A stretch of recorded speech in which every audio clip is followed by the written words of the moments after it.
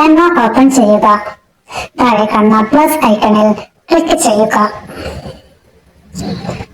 What would like to create എന്നിവിടത്തോ custom size എന്നിവിടത്തോ നമുക്ക് വേണ്ടുന്ന പേജ് ക്ലിക്ക് കൊടുക്കുക. What would like to create എന്നിവിടത്ത് ഞാൻ A4 ഒന്ന് കൊടുക്കുകയാണ്.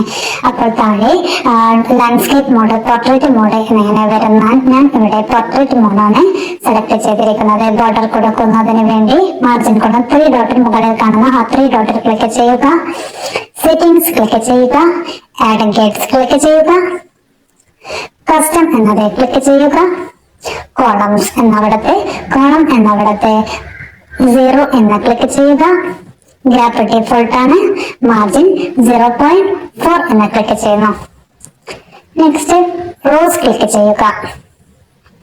റോസ് 0, ഗ്യാപ്പ് 0, മാർജിൻ 0.4 കൊടുക്കുന്നു.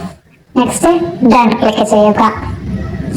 അപ്പോൾ നമുക്ക് നാല് സൈഡിലും ബോർഡർ വന്നിരിക്കുന്ന മാർജിൻ വന്നിരിക്കുന്നതായി കാണാം.